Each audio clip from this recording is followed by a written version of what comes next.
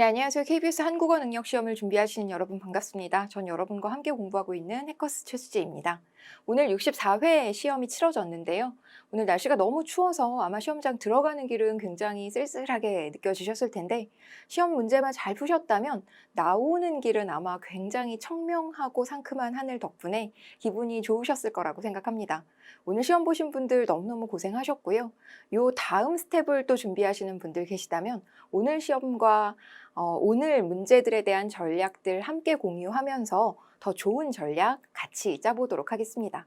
자, 오늘 문제 같은 경우에는 난이도가 그리 높지는 않았습니다. 특히 어휘어법 같은 경우에는요, 평이한 수준의 난이도였다라고 말씀드릴 수 있을 텐데, 이상하게도 오늘 문제는 시간이 꽤 걸리는 측면이 있었어요.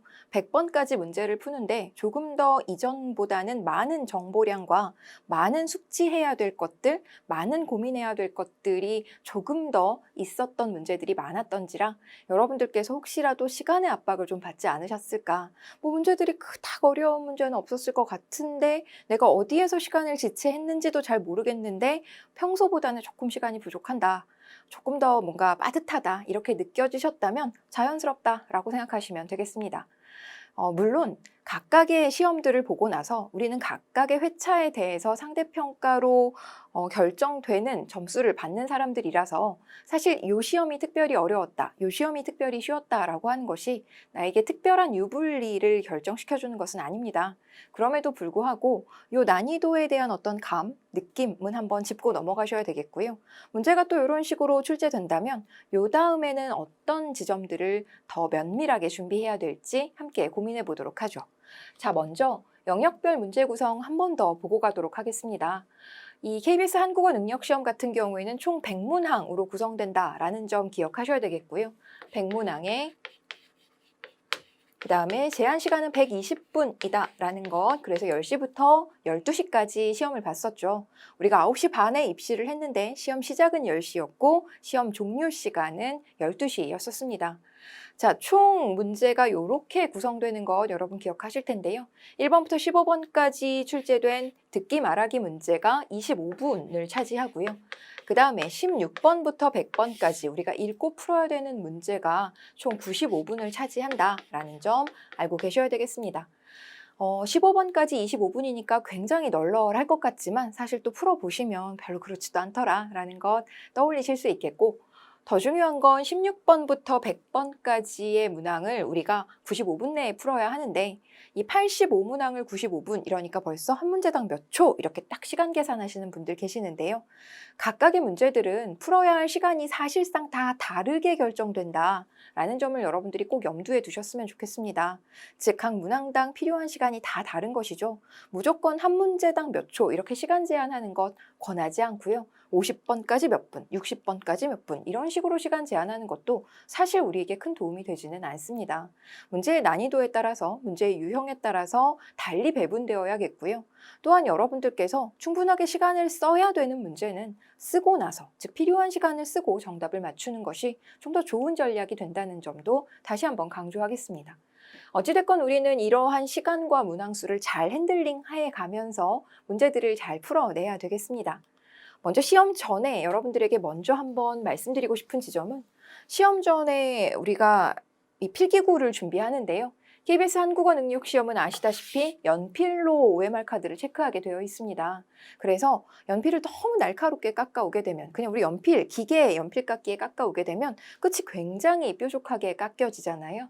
그래서 이런 경우에는 막 여러 번 이제 색칠을 해야 되는, 사실은 근데 그렇게 막 꽉꽉 채워서 색칠을 하지 않아도 되긴 하거든요. 잘 인식하는데 그래도 또 우리가 마음이 그렇지 않잖아요. 그래서 저는 연필을 조금 더 굵게 깎아서, 이렇게 칼로 좀 깎으셔서 굵게 해오셔라. 그리고 연필 준비 안 하셔서 그 시험장 앞에서 또 연필을 사게 되면 아주 날카롭게 깎인 연필을 살 수밖에 없으니까요. 연필 미리 굵게 깎아 놓는 것도 일종의 팁이라고 볼 수 있겠고, 9시 반까지 입시를 하는데 10시에 시험은 시작이거든요. 그런데 이제 그동안 어떤 감독관 같은 경우에는 핸드폰을 아주 일찍 집어넣게 하는 경우도 있고 그러다 보니 여러분들께서 사실 핸드폰 안에 어떤 정보가 들어있었다면 그 핸드폰 봐가면서 미리 사전에 준비해야지라고 생각하셨던 분들은 한 10분, 20분 정도를 그냥 멀뚱멀뚱 벽만 쳐다보고 있어야 되는 시간이 있을 수 있습니다. 그래서 시험 전 20분에 볼 수 있는 것들을 좀 가져가 놓으시는 것, 뭐 어떤 핸드아웃도 괜찮고요. 아니면 여러분들이 정리한 정리본 이런 거 괜찮습니다. 뭔가 핸드폰이 아닌 무언가를 가지고 마지막으로 최종 점검할 것을 준비하셔라 라는 말씀 드리겠습니다. 또한 시험지 확인 시간을 줍니다. 시험지를 사전에 배포하고요. 그 다음에 뭔가 시험지에다가도 수험번호 적게 하고 그 다음에 제대로 인쇄가 되었는지 한번 확인하는 시간이 있는데요. 이때 저는 사실 파본이 발생할 확률은 없는 것, 거의 없는 것으로 볼 수 있으니 한 문제 정도를 살짝 푸셨으면 좋겠는데 그 한 문제는 16번에서 30번 사이의 문제여야 한다라는 것이죠. 어휘 문제를 보셔라 라는 겁니다. 나머지 뭔가 더 생각이 필요한 문제, 뭔가 더 정보량이 요구되는 문제 같은 경우에는 사실 고 5초, 10초 사이에 풀기가 어렵고요. 16, 17, 18, 19번 사이의 문제 정도를 여러분들께서는 좀 풀어보실 것을 권하겠습니다. 딱 한 5초? 한 문제당 5초 정도의 시간을 쓰실 수 있을 것 같아요. 실전적으로. 그래서 시험지 확인 시간에 우리 한 문제 정도를 살짝 구경해 놓고 가도록 하겠습니다. 그 다음에 시험 중에는요, 여러분들께서 이제 시간에 대한 압박을 안 받으실 수는 없을 것 같아요. 왜냐하면 뒤에 있는 독해 문제도 최대한 여러분들이 집중력을 잃지 않는다는 전제하에 어떻게든 더 정확한 정보를 확인하고 정답을 체크하실 터이니 시간이 막 남아돌지는 않을 거라서 정답률을 유지하는 채로 시간을 아낄 수만 있다면 우리는 그 방법 활용해야 될 텐데요. 그럴 수 있는 사실상 유일한 시간은 듣기평가 1번에서 5번 사이입니다. 실제로 우리가 앞에서 살펴봤다시피 1번에서 15번이 듣기 말하기 문제인데요. 1번에서 5번 문제는 하나의 제시문을 들려주고 나서 한 문제를 풀게 합니다. 듣기 문제에만 해당되거든요. 근데 11번에서 15번 같은 경우에는요. 좀 더 텍스트의 길이가 길고 그 텍스트를 듣고 나서 두 문항을 풀어야 돼요. 듣기 문제와 말하기 문제가 세트로 엮여 있거든요. 그래서 이거는 사실 웬만큼 쉬운 문제가 아닌 이상 여러분들이 시간적인 여유를 갖기가 대단히 어렵습니다. 따라서 한 제시문당 하나의 문제가 주어지는 듣기 문제에서, 즉 1번부터 5번 사이의 문제에서 뭔가 시간적인 여력이 조금 더 생긴다면 앞서 살펴봤던 16번에서 30번 사이의 어휘 문제를 한 번 더 살짝 보고 오셔라 라는 거죠. 그래서 우리가 시험지 확인 시간에 한 문제, 그 다음에 1번부터 5번까지 문제를 푸는 사이에 한두 문제 정도를 조금 더 살펴보실 수 있지 않을까. 만약에 여의치 않다면 이건 과감하게 포기하셔야 될 텐데 여력이 조금 생기신다면 실전 모의고사 풀이 좀 해보셨다면 여러분들이 사실 시험지에서 16번에서 30번 사이에 그 페이지를 엄지손가락으로 딱 잡고 듣기평가 문제 풀다가 시간적인 퍼즈가 생기면 샥 넘겼다가 한 3초, 4초 보시고 다시 돌아오고 이런 식의 전략이 가능할 것 같습니다. 그래서 여러분들께서 시험 중에서는 1번부터 5번까지에서 발생할 수 있는 시간적인 퍼즐을 이용하셔라 라는 것이고요. 그 다음에 이게 중요한데요.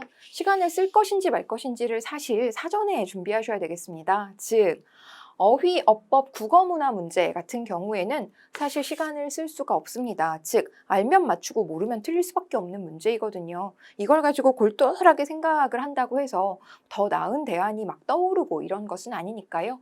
요 파트들의 문제는 내가 그냥 시간 안 쓰겠다. 이건 그냥 그 순간 정답을 확정하고 넘기겠다라고 생각하셔야 되겠고 더 중요한 건 읽기와 창안과 쓰기 문제 같은 경우에는 시간을 쓰겠다고 여러분들이 마음을 먹으셔야 되겠습니다. 왜냐하면 사실 이거는 읽고 푸는 문제거든요. 그 순간의 집중력을 훨씬 더 요구하는 문제입니다. 여러분들이 머릿속에 이미 집어넣어가지고 간 지식보다는 그 순간의 독해력, 그 순간의 집중력이 훨씬 더 많은 영향을 미치는 유형의 문제이니 한 번 읽을 때보다 두 번 읽을 때 훨씬 더 정답을 골라낼 수 있는 확률이 높아진다라는 점 기억하시고 여러분들께서 뭔가 아리까리한 상황이 된다면 얘가 답인지 모르겠어 라는 생각이 든다면 당연하게도 요 유형의 문제에서는 다시 한번 가서 구체적인 정보를 확인하는 여유를 보이셨을 때 훨씬 더 높은 정답률을 취할 수 있다라는 점 기억하셔야 되겠습니다. 그래서 사실 시간을 안 쓸 문제를 먼저 푸시고요. 시간을 쓸 문제를 나중에 푸시는 것도 좋은 전략이 되겠습니다. 여러분들께서 각각의 문제 유형별로 좀 익숙해지시는 것이 우선이겠습니다만 우리 함께 공부하면서 해당 유형이 어떤 식으로 출제되고 어떤 문제들이 나오는지를 조금 숙지하신 분들이시라면 이러한 문제풀이 순서를 정하실 것 권해드리겠습니다. 시험 후의 꿀팁은요. 당연하게도 그렇죠. 저희와 함께 공부하는 것이죠. 여러분들께서 일단 가장 정확하고 가장 효율적인 공부를 할 수 있게끔 우리 과목들이 구성되어 있고 각각의 다양한 커리큘럼으로 준비해 놓았으니까요. 저희와 함께 다음 시험을 더 전략적으로 준비하실 수 있어야 되겠습니다. 자, 그렇다면 오늘 문제 어떤 것들이 나왔는지 한번 살펴보도록 하죠. 먼저 듣기 말하기 문제 같은 경우에는요. 이러한 화제들이 나왔습니다. 뭉크의 절규 그림 보여주면서 이와 관련된 여러 지식들, 우리에게 들은 정보가 무엇인지, 나오지 않은 정보가 무엇인지 이런 거 물어보는 문제였고요. 노래 문제 이번에도 역시 나왔습니다. 그래서 F.R. 데이비드의 Words 같은 문제, 이러한 노래를 들려주면서 역시 또 관련된 내용 물어보는 문제였고요. 메리 크리스마스로 쓸 것이냐, 해피 홀리데이로 쓸 것이냐, 이 메리 크리스마스라고 하는 것이 어떤 종교적인 차별적인 언어이다라는 겁니다. 그래서 최근에는 이렇게 쓰는 경향이 많은데 이 또한 사람들의 성향마다 또는 인종마다 다른 측면이 있다라는 것, 다른 동양에서의 예와 더불어서 함께 제시했던 듣기 문항이었습니다.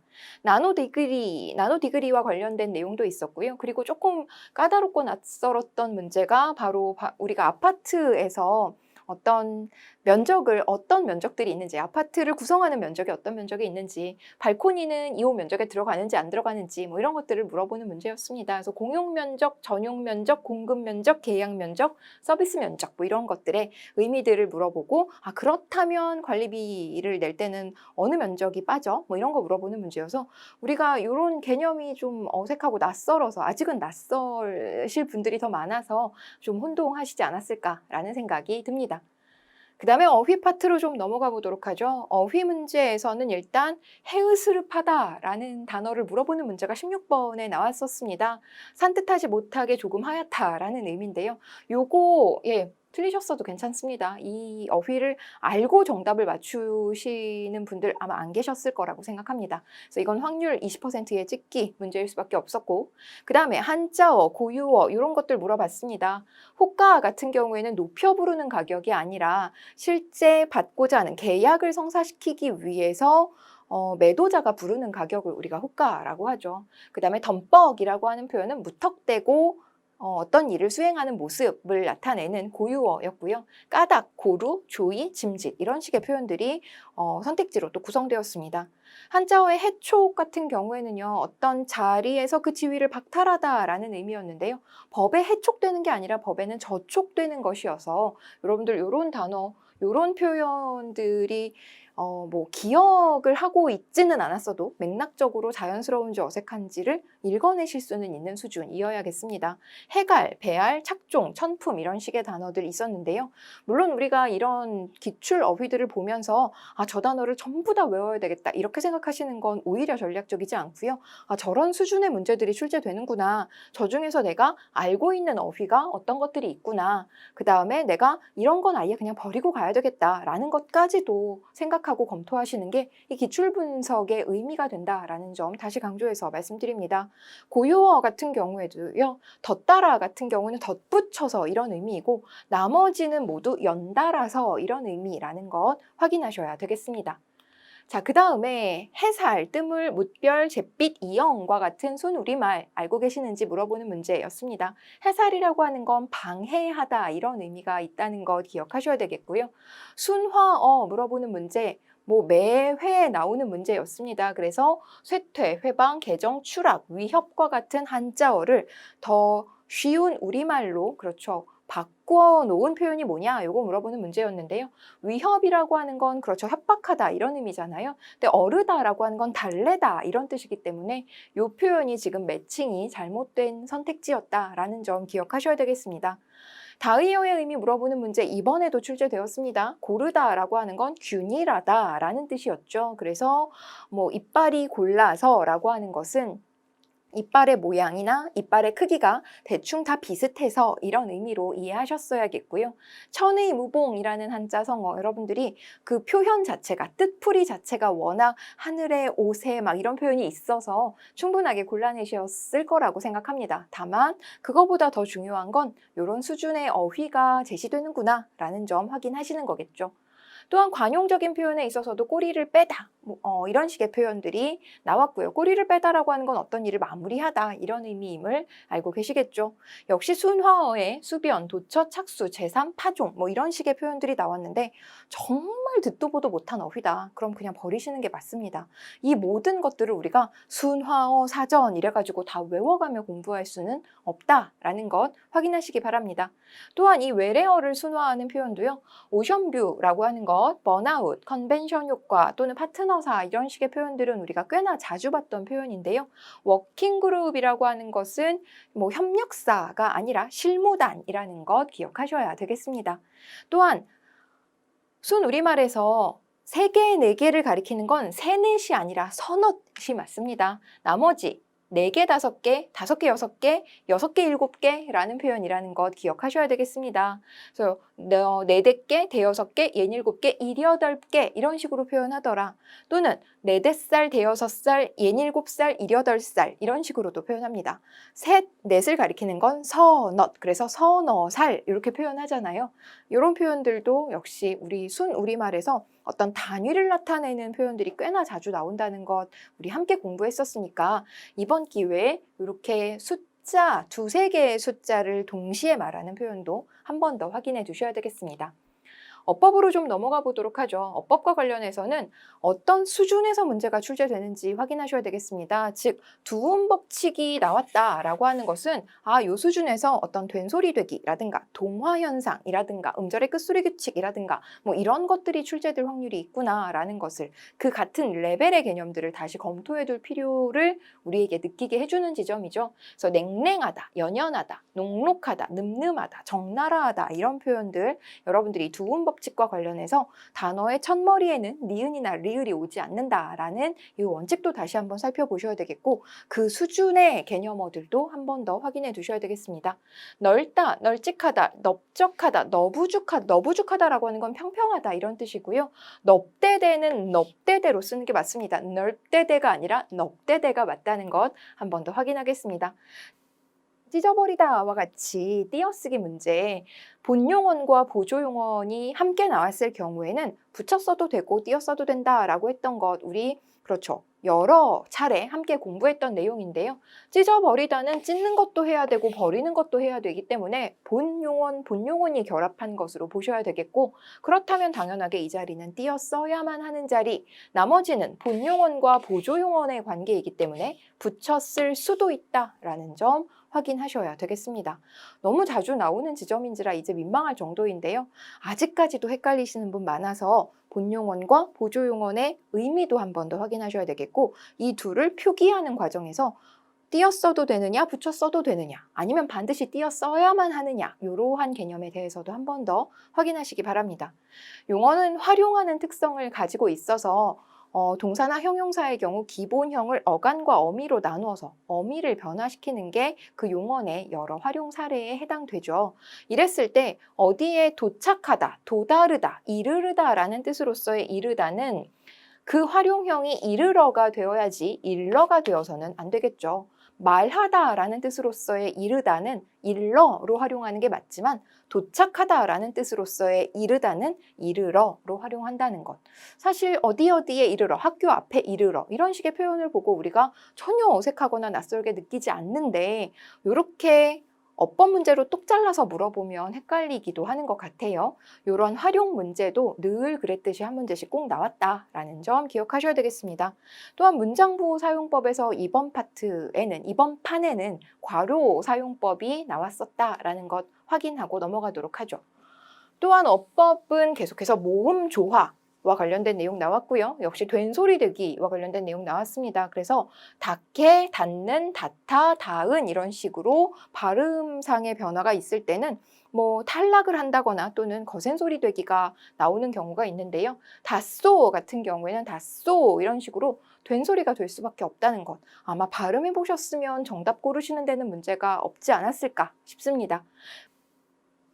외래어 표기법 이번에도 나왔습니다. 전자레인지, 캐러멜, 후라이, 마요네즈 틀린 표현이고요. 케첩이 맞는 표현이라는 것 알고 계시겠죠? 로마자 표기법은 지금 최근 들어서는 계속해서 어떤 우리가 전형적으로 공부했던 로마자 표기법의 대표적인 예가 아니라 그냥 우리가 최근 들어서 사용하고 있는 특정한 어떤 드라마 이름이라든가 노래 제목 이런 것들을 가지고 로마자 표기법 물어보는 경우가 많아서 저는 사실 로마자 표기법을 모든 조항을 다 외우라고 말씀드리지 않는데 이제 조항의 공부를 좀 하셔야 될 때가 되지 않았을까 싶습니다. 사실 대표적인 예를 익숙하게 만들어두는 것만으로도 외래어 표기법처럼 그것만으로도 변별력이 생겼던 시절이 최근까지 있었는데 최근 들어서는 전혀 그것과 무관하게 즉 대표적이고 전형적인 예와 무관하게 그 로마자 표기법 조항을 알고 있어야 적용 가능한 예들이 선택지로 나오더라라는 것. 그래서 외래어 표기법도 조항이 있고 로마자 표기법도 조항이 있기는 하지만 로마자 표기법의 각 조항들에 대한 숙지가 더 우선되어야겠다라는 점 확인할 수 있었습니다. 높임 표현이 있었고요. 중의적인 표현이 있었고요. 역시 번역 툴을 정확하게 잘 고친 것 물어보는 문제도 나왔습니다. 그래서 이런 표현들 매번 나오는 정말 매번 한 문제씩 나오는 지점들이고 그리 어렵지 않아서 오히려 정말 듣도 보도 못한 어휘 물어보는 문제보다 이런 문제들은 정말 범위가 정해져 있고 그 안에서 뺑뺑 도는 문제들인지라 공부에 의미가 있다라는 점도 다시 한번 강조합니다.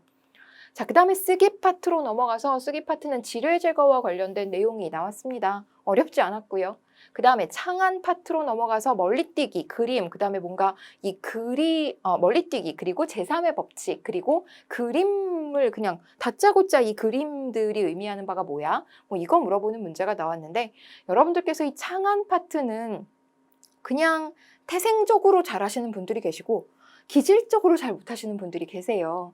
근데 창안 문제 같은 경우에는 저는 딱 한 3분의 2, 70% 정도는 정말이지 읽으면 되는 문제들이 있는데 어떤 문제는 대단히 불친절해서 한 20, 30% 정도의 문제는 대단히 불친절해서 사실 창안 파트가 난이도로 따지자면 절대 어려운 파트가 아님에도 불구하고 창안 파트의 문제를 가지고 너무 스트레스 받지는 않으셨으면 좋겠어요.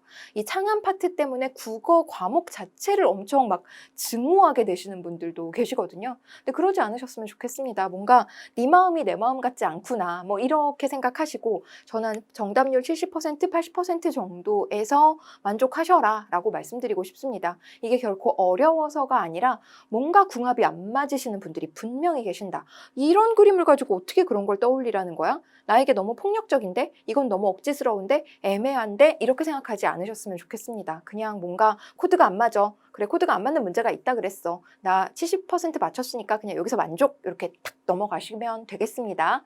자, 그 다음에 읽기 파트 넘어가 보도록 하죠. 보시면 일단 문학 작품이 몇 개 안 나왔어요. 김광석의 저녁에라는 현대시 나왔고요. 윤은길의 날개 또는 수갑 나왔는데 윤은길의 소설 작품은 당연히 다 맞추셨어야 되겠고요. 여러분들이 뭐 그 제시문을 읽는 것도 어렵지 않고 문제도 대단히 쉬웠습니다. 다만 저녁에와 같은 이 작품은 명료하지 않아서 일단 이 제시문 자체가 명료하지가 않아서 좀 난감하셨을 거라고 생각합니다. 사실상 찍으신 분들이 많지 않을까 싶은데 어쩔 수 없죠. 이거는 그 시의 난이도, 어떤 시를 더 어려운 시, 쉬운 시가 있다고 말하기가 참 그렇긴 합니다만 그래도 그 회차에 그 시가 무엇이 나왔느냐에 따라서 그 시에 걸려있는 문제들의 변별도는 굉장히 높아졌다가 굉장히 떨어졌다가 그 시에 걸려있는 문제들의 정답률도 굉장히 높았다가 굉장히 낮았다가 할 수 있어서 이 시 같은 경우는 나만 못 푸는 거 아니다. 그냥 이렇게 생각하셨으면 좋겠어요.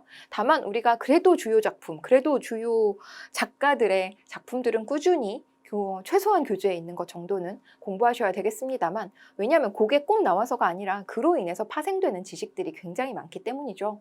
그럼에도 불구하고 모든 시를 섭렵할 수는 없다는 점에서 여러분들이 너무 욕심 안 부리셨으면 좋겠습니다. 단 소설은 정확하게 읽고 푸시면 됩니다. 소설이 막 크게 이해가 되지 않아서 틀릴 수밖에 없는 문제 거의 없습니다. 여러분들이 소설을 오히려 더 전략적으로 공략하셔야 된다라는 점 강조하겠습니다. 비문학으로 넘어가 보면요. 과학 이외의 사태에서의 정의에서 이런 정의, 저런 정의, 이런 정의가 있다. 뭐 이런 것도 역시 읽어서 해결 가능한 부분이었고요. 그 다음에 기업에서 어떤 조직을 선택할 것인가. 그래서 굉장히 뭐 넓은 조직, 좁은 조직 또는 유연한 조직 또는 폐쇄적인 조직이라고 말할 수 있는 이런 개념들에 대해서 설명했었고, 또 매트릭스 조직과 관련해서도 설명이 나왔던 제시문입니다. 충분히 읽어내실 법한 내용이어서 비문학 난이도 높지 않았습니다. 해석 예술가와 창조 예술가 역시 충분히 읽어낼 만한 수준이어서 제시문의 난이도는 전혀 문제가 되지 않았다. 읽기 파트가 절대 어렵지는 않았다. 그러나 뭔가 시간이 조금 걸리기는 했다. 그러나 어렵진 않다. 라고 말씀드릴 수 있겠습니다.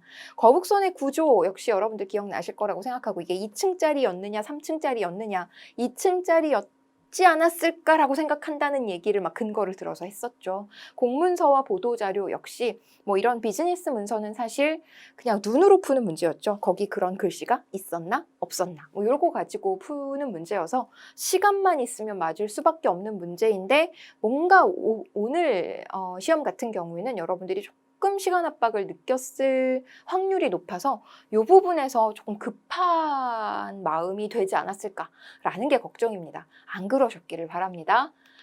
그 다음에 마지막으로 국어 문화 같은 경우에는요, 남북한의 언어 차이라고 해서 뭐 남한은 두음 법칙을 지키고 뭐 북한은 안 지키고, 그다음에 사이시오 표기를 하고 안 하고 이런 것들 뭐 보기를 통해서 너무나 친절하게 잘 설명해줘서 그거 적용하는 데는 크게 문제가 없었을 것 같고, 북한 어휘를 이제 트랙터를 뭐라고 하냐 뭐 이런 거 물어보는 문제, 이거는 사실 뭐 적당하게 이제 뭐 사실 반은 풀고 반은 찍고 뭐 이런 식으로 접근할 수밖에 없겠습니다. 우리가 북한 어휘를 또 다 달달달 외울 수는 없으니까요.